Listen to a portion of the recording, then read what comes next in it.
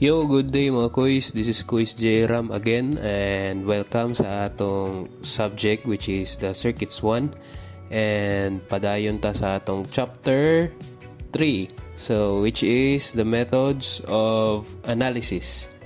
So, sa circuits, na klase-klaseng analysis. So, sa circuits 1, ang sa circuits 1 is ang mga topic lang ani is kana siya nang giunsa nimo pag-interpret no paghimo og equation based sa circuits no kasi klaseng tirada sa pag-answer. So diri sa chapter 3 is gi-introduce ang duha ka analysis which is the mesh analysis and the nodal analysis. So katong nodal analysis, so familiar naman kay since mo man pud natong ginabuhat sa I entering, I leaving. Then sa mesh is maghimo lang kag loop, so mura kag KVL no. So sa nodal is KCL. So mo nang ato lesson outlines as well as the applications of DC transistor to circuit. So next slide is learning outcomes. So identify and solve for voltage current in a circuit using nodal analysis. Number 2, identify and solve for voltage and current in a circuit using mesh analysis. Then number 3, identify application of mesh nodal analysis to DC transistors. So let's proceed sa next slide. No? So the nodal analysis provides a general procedure for analyzing circuits using node voltages as the circuit variables. So choosing node voltages instead of element voltages as circuit variables is convenient and reduces the number of equations one must solve simultaneously. So in nodal analysis, we are interested in finding the node voltages given a circuit with n nodes without voltage sources. The nodal analysis of this circuit involves taking the following 3 steps. So natay 3 steps sa paghimo og node voltages. So first is select a node as the reference node. So assign voltages such as V1, V2 and then hantod sa ikaw magbuot no. To infinity na siya. Then to the remaining n-1 nodes. So mag-select lang kag pinaka-primero nimo na node and then hantod ma 2 or 3 no. So may pasabot ana niya or 2, 3, 1 ana. So mo nang remaining to n-1 node. So the voltages are referenced with respect to the reference node. So reference siya sa imong reference node which is ang katong sa baba no, padulong sa imong ground no. So isa pud to siya ka node. And then apply KCL to each of the n non-reference nodes. So use Ohm's law to express the branch currents in terms of node voltages. So sa nodal diri na mahitabo ang katong voltages na no. Pero gamitan gyapon nimo siya og KCL. So pakita na naton niya. Then solve for the resulting simultaneous equations to obtain the unknown node voltages. So through nodal analysis pod no, maka-create ka og isa ka equation. So that will give you a hint no or kanang makahatag na siya hint na kung unsay gipangita nimo sa imong question sa circuit also. So let's proceed sa next slide. So sa next slide is once we have selected a reference node, we assign voltage designations to non-reference nodes. So consider for example the circuit in figure 3.2a.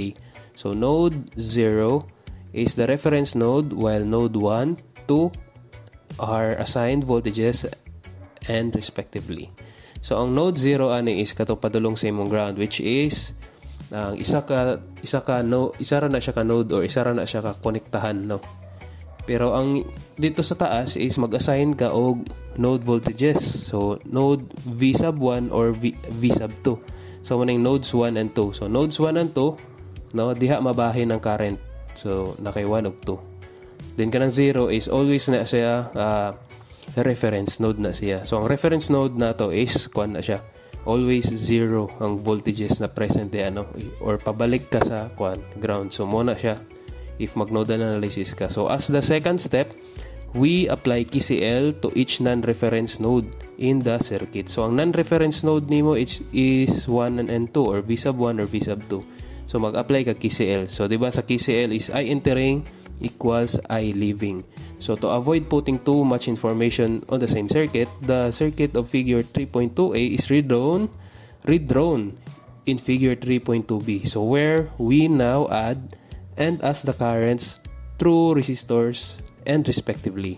So at node 1, so gi-redraw daw no ang katong imuha kuan 3.2a.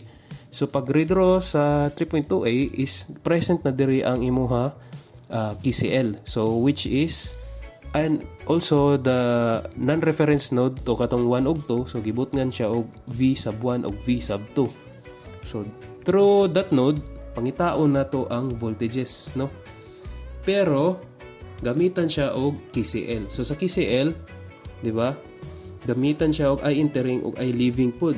So nahitabo. So for figure 3.2b, where we now add as the currents through resistors and respectively. So at node 1, applying KCL gives I1 is equals to I2, no? Diba? Dira makita nimo sa figure B, no? That I1 ang imuha total current source, I sub 1 na dako is entering sa node V1, no?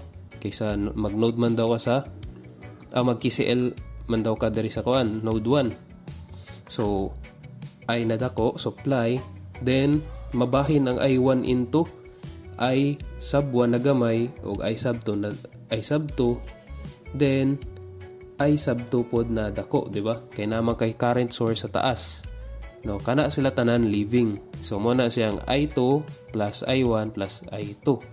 Then and in node 2, so gamitan niya pag KCL, so ang I2, no, nga dako, so pasulod siya sa kana nga node, so entering. Then I2 pod na gamay pasulod, so entering gyapon. Then lugwa sila sa I3, so morning I3 nga gamay. So we now apply Ohm's law to express the unknown currents I1, I2, I3 and in terms of node voltages. So the key idea to bear in mind is that since resistance is a passive element, by the passive sign convention, current must always flow from a higher potential to a lower potential. So mo to, no, by passive sign convention, so ang current flows siya gikan sa moto sa high side, then padulong sa imo lower potential or dito sa kanang wala nagi voltage. So di ana na siya. So mo nang natay ground di sa baba, and then that will be serves as reference node nato, which is 0. So ang Ohm's law na I is equals to V higher minus V lower is equals to R. So kung V lower nimo always na siya 0. So since mag-KCL mag-nodal gani ka, so ang iyang reference node is 0. So the third step in nodal analysis is to solve for the node voltages. So if we apply KCL to non-reference node, we obtain simultaneous equations such as equation 3.5, 3.6, and 3.7 to 3.8. So for the circuit in 3.2, we solve equations 3.5 and 3.6 and 3.2 to 3.8 to obtain the node voltages and using the standard method.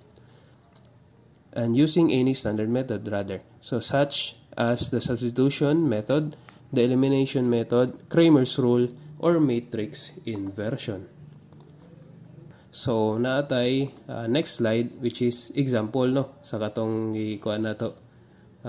Gibut nga na siya og mga elements and as well as kan unit og ang iya quantity. So natay 4 ohms, 2 ohms, 6 ohms, then current source which is 10 milliamps, 10 amps rather, and 5 amps. So present pod ang node, so pwede good na ikaw ray bahala sa pangalan ng node diha, or 2 ba na diha, or 3, 2, no, kanang node ba na 1 ug 2. So nakay reference node pod na 0, then pag-ground, so mo nang A. So now we proceed sa iyang solution, no. So sa solution niya is, so ang solution niya, no, then Ang iyagi pangutana is calculate the node voltages in the circuit shown in figure 3.3a. So, pag may kag-node voltages, sumo ng 1 ug 2. Or, shall I say, V sub 1 ug V sub 2. So, for solution, at node 1, applying KCL and Ohm's law gives I1 na gamay, no, is equals to I2 plus I3. So, pansinin ninyo sa, node V1, no, that the I entering is 5 amps. Then the I leaving are I3 and I2. So, those currents, no, pagawas sila sa imong V1. Then, ang I entering lang nato diha is 5 amps. So, by applying pod Ohm's law sa ato ang GKCL nato, so, ang I, pag naana gani na siya current source, so muna nang imo gamiton. So, 5 amps.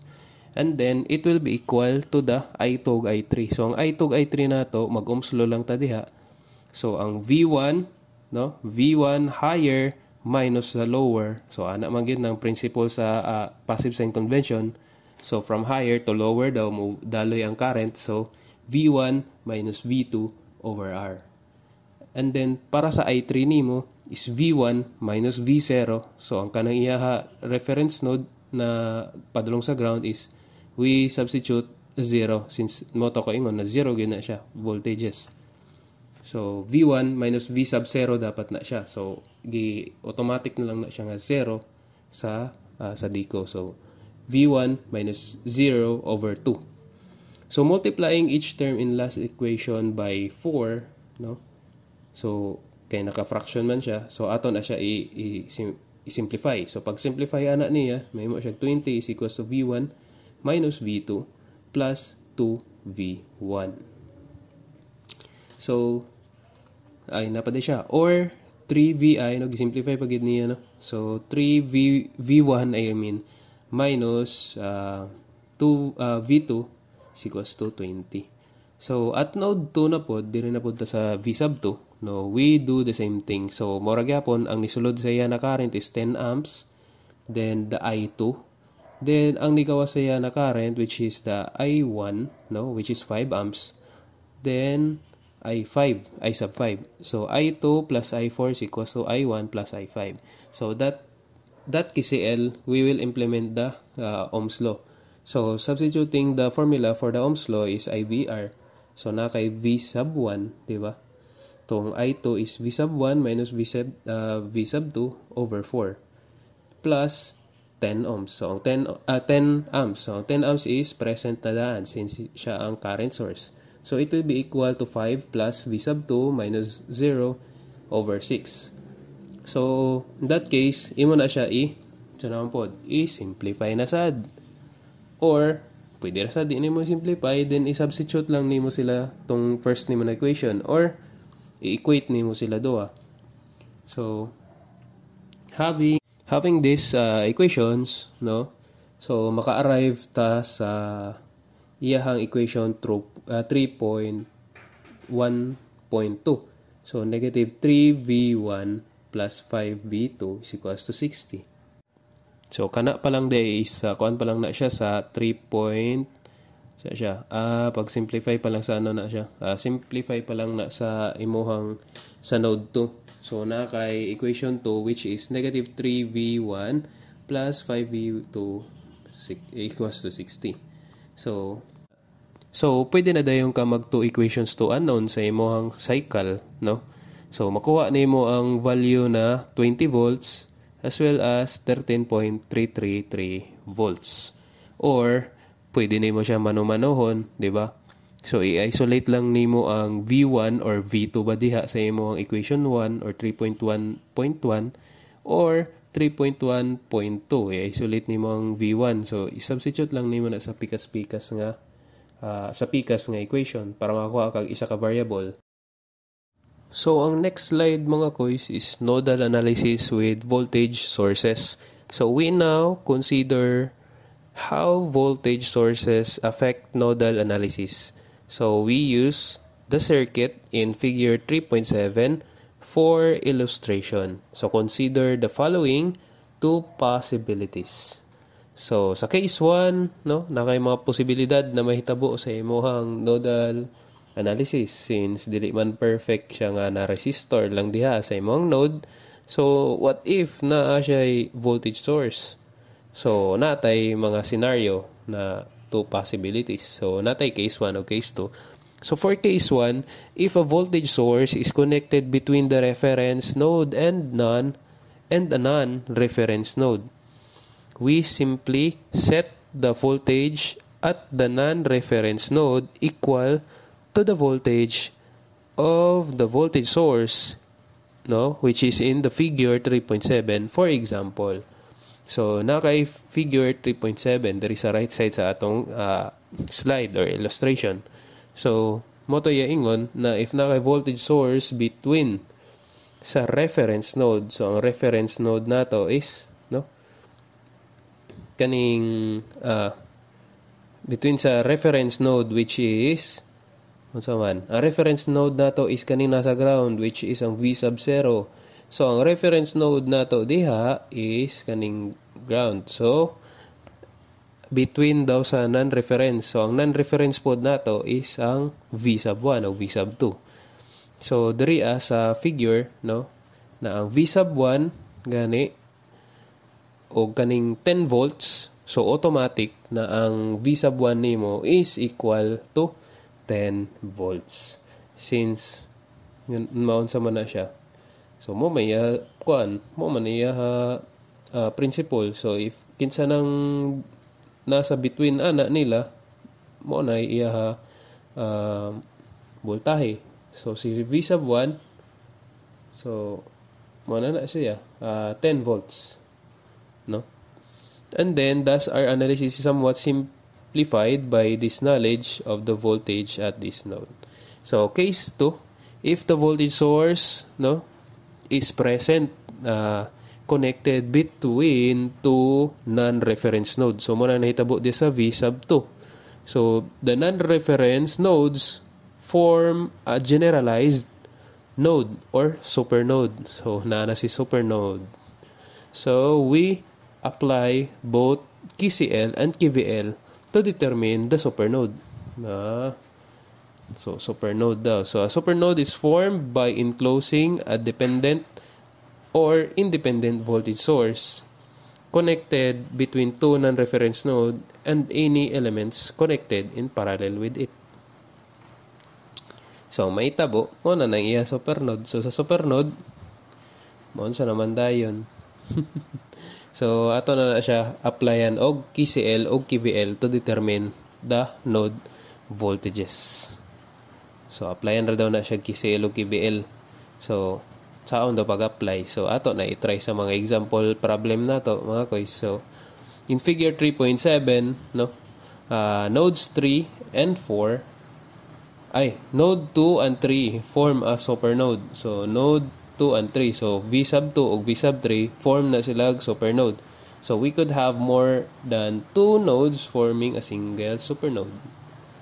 So, at the supernode in figure 3.7 using KCL, no? So, nag-KCL na diha which is ang I1 na entering then plus I4 na entering is equals to katong leaving nimo na I2 o I3. So may tabo imo na din bot nga Ohm's law or no, diba? Bot nga nimo Ohm's law nang imo gi-KCL. So V1 minus V2 over 2. Ba? Higher reference minus a lower na reference, no? Non-reference. So, V1 minus V2 over 2. Then, V1 minus V3. So, V1 minus V3 is a I4 na niyo siya. So, V1 minus V3 over 4 is equals to V2 minus 0. So, V2 minus 0 is gikan sa imong V sub 2. No? Ang 0 nimo is katong nasa ground or V sub 0 na ako gingon gaina over 8. Then, plus V3 minus 0 all over 6. So, at supernode in figure 3.7 using KVL. So, pag KVL na po dato is asa naman na siya. So, negative V. So, nasabdan ba ninyong KVL sa 3.7? So, di ba ang supernode naman na siya. So, mag-assume ta og V2 nga positive o negative. So, kanang positive, negative, ibutang nato na sa imuhang 8 ohms. So since ang V2 kay pa-drop man na siya nga voltage, so present na ang voltage diha sa iyang 8 ohms. So magbutang ka og positive negative nga polarity sa 8 ohms as well as sa imong V3 na positive ug negative pod na V sub 3. So mag-mesh or mag-loop ka diha or KVL, no? Mag-Kirchhoff's voltage law ka diha nga diha na circuit, no? Kana nga area diha sa 8 ohms og 6 ohms og 5 volts. So paghimo nimo og current loop diha so it will be, no, mosulod sa negative sa V2, no, plus ug minus man na siya, di ba? Plus sa taas, minus sa ubos sa 8 ohms. So mosulod siya sa negative sa 8 ohms which is negative V2, mosulod din siya sa positive nga 5 volts, then mosulod po sa positive sa 6 ohms. So V sub 3 man nga to 6 ohms. So plus minus V3. So nganong diha nato ibutang since ang ihang voltage drop is padulong sa imong 6 ohms o ang iyang voltage na V sub 2 is padulong pod na drop sa imong 8 ohms. So mo nang nahitabo sa equation 3.12. So from equations 3.10, 3.11b and 3.12, we obtain the node voltages. Note the following properties of supernode. So the voltage source inside the supernode provides a constraint equation needed to solve for the node voltages, no? Nganong dili man tuod siya madiretso dayon na ninana po ng voltage since ang iyahang principle is pag reference node og non-reference node lang na siya applicable na mahimo din na siya og imuhang voltage node, no, node voltages. So if na siya sa between, so lalison pa na nila nga voltage, no, din na siya madirect. So maghimo ka og supernode. So sa supernode has no voltage of its own, no. So mo gay na to ko ingon nalalison pa na nila duha kung kinsa na siya or bahinon ba na siya wa ta kabalo. So duha man na sila ka node na mag-ilog ana. So a supernode requires the application of both KCL and KVL. So mo nang nahitabo diha nanglan ka mag KCL o KVL, so hassle, no. So let's proceed sa yung example problem. So sa example problem natay figure 3.9. So find the voltages, no, sa kaning node voltages. So V sub 1 o V sub 2 diya sa mo figure 3.9 or example 3.3. So nakay duha ka sources, then 2, 4, 10 ohms. As well as isa pod ka voltage source which is 2 volts. So as ang ground. So ang ato reference node. So remember yun na siya. So let's proceed sa next slide which is the solution. So the solution is that the supernode contains the 2 volt source. So nodes 1 and 2 and the 10 ohms resistor. Applying KCL to the supernode as shown in figure 3.10a gives. So, di ba, mag-KCL ta sa imong supernode. So, ang I entering is equals to I leaving. So, I entering sa imong supernode is 2 amps. 2 amps. So, ang arrow, i-follow ra na itong arrow mga kuys. So, nisulod siya diya sa imong supernode.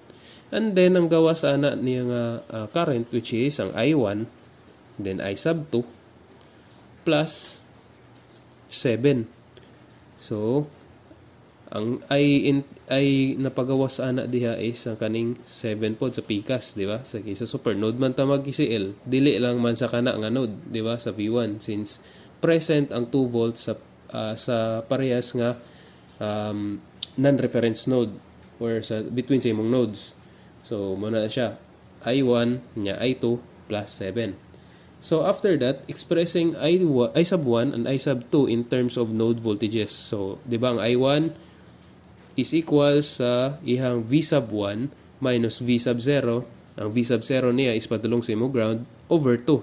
So, ang V sub 1 na diri sa 2 ohms. And then, ang ihang I sub 2 is diri sa taas sa 10 ohms. I mean, rather sa sa iyahang ning 4. So, plus 7, no? Kaning sa imong amps na pababa. So, it will be equal to 8 is equals to 2v1 plus v2 plus 28. Or if ka-simplify pag yun nato na v sub 2 is equals to negative 20 minus 2vi. So kahawig lang siya katong sa example nato sa PCAS no nang iyaha pasulod na current no. Pero kuan lang nato ang iyang current na kuan flows no. So to get the relationship between V1 and V sub 2, we apply KVL to the circuit in the figure 3.10b. So going around the loop to obtain daw. So naa kay negative V1. So negative V1 minus 2 plus, di ba? To ato gibuhat na magbutang ka og plus minus sa iyahang iyahang ohms na pababa, no? Reference. Gikan sa reference, katong reference, no? So gikan sa imo ang non-reference sa V2 pababa sa imong reference sa ground. So kaning V sub 1 is present na siya sa 2 ohms, then ang V sub 2 is present pud na siya sa imong 4 ohms. So pwede ka magbutang diha og imaginary nga plus minus nga polarity. So, then mag-loop ka diha sa sulod ana sa 2 ohms o 4 ohms. So, mag-loop ka diha to obtain kani nga equation. So, negative V1 minus 2 volts or 2 plus V sub 2. Then, equals to 0. Then, i-equate siya V2, V sub 2. So, makakreate ka voltages na V sub 1 plus 2. And then, from equations 3.31 and 3.3.2, so we write V sub 2 is equals to V sub 1 plus 2 is equals to, no? Di ang V2, substitutan lang ni mog negative 20 minus 2Vi, no? And then, sa nitabo, so makakuha na ka og voltage 1 nga negative 7.333 bar volts. And V2 pod na negative 5.333 volts. So note that 10 ohms resistor, no? Ang 10 ohm resistor sa taas, no? Okay, wala man nato na apply, wala man na siya ingon na ni daloy daw na kuan na pagawas na current. No, kana siya nga resistor does not make any difference because it is connected across the supernode. So mura na siya wala lang, no? So, since connected lang na siya sa across sa supernode. Across, no? So, nakaparallel. So, parehas lang na sila 10 ang voltages no na present, no? So, 2 volts lang gyapon na siya diha sa imong resistor. So, ang gilalisan diha na part is ang kanang node, ang V sub 1 o V sub 2, which is na mo flow padulong sa imong reference, no, padulong sa imong reference node or V sub 0. So kana siya if 9 in ana sa sunod na mga practices ninyo sa mga solving, so omitted na siya nga PCL, no, PCL na pag-assume. So pwede na siya wala. So because it is connected across the supernode, so ang voltages gyapon is same lang gyapon ni nana. Then ang ato lang gipangita isang voltage drop